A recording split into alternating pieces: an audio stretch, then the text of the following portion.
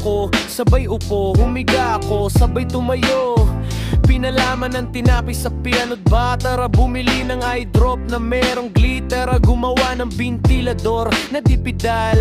Sa November 1 magpakasal, maglakad ng patalikod, sa sign na don't follow ay sumunod. Hibakin ang katol kapag walang wala, sa libing ay magdamit na kulay pula. Mga walang kwentang bagay sa isip dumadaan na kung saan lahat ng ito'y walang katuturan. Mga pala isipang naisip lamang. Ito na ang next verse, makinig ka na lang.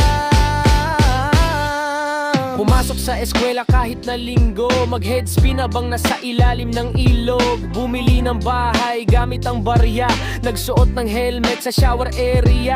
Naghintay ng jeep sa ibabaw ng puno, i-headbutt ang punso ng nuno. Mupo sa kama habang nakatayo, bumati ng happy birthday sa burol ng lolo. Mga walang kwentang bagay sa isip dumadaan na kung saan lahat ng ito'y walang katuturan. Mga pala isipang naisip lamang. Ito na ang next verse, makinig ka na lang. Nag-drawing ng mapa papuntang banyo, tapos naligaw pa rin, umuwi ng 10 oras. Gago, tinext ng sarili ng kamusta ka na, sinagot din ng ayos lang, sana ikaw rin ha. Nagpahid ng kolon sa ilalim ng paa, pampaswerte raw sabi ng lola ko tita. Nagblender ng tinapay tapos sininghot, naramdaman kong ako'y naging astronaut. Mag-alalwan kang bagay sa isip dumadaan na kung saan lahat ng ito'y walang katuturan. Mga pala isipang naisip lamang.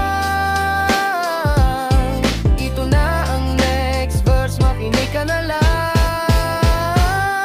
Nagdasal sa speaker ng nagdo-drive-thru, tapos sumorder ng blessings meal number 2. Nagsulat ng kanta sa pader ng jeep, kinanta ng driver, ayos to pare deep. Hinabol ako ng multo na may diploma, nagsuot ng sapatos sa tenga para raw marinig niya kung saan ako papunta. Sumulat ng love letter sa balat ng mangga, binasa ni crush, no thanks, tropa na lang daw siya. Walang kwentang bagay sa isip dumadaan na kung saan lahat ng ito'y walang katuturan. Mga pala isipang naisip lamang.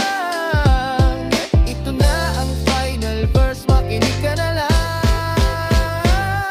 Nagpa-picture sa CCTV ng jeep, lumabas ako sa balita, wanted for being deep. Nagtago sa kahon ng sapatos para makita kung gaano kalawak ang cosmos. Nag-alay ng bulakat sa keyboard para sa mga chat na di na nasagot o baka di lang sinakot. Pinusuan ko yung mensaheng ko na sinend para kahit sa akin lang maramdaman ko, kahit pretend. Naglagay ako ng do not disturb sa noo para alam ng problema na pagod na akong maging paboritong bisita nito. Mga walang kwentang bagay sa isip dumadaan na kung saan lahat ng ito'y walang katuturan. Mga pala isipang naisip lamang. Mga walang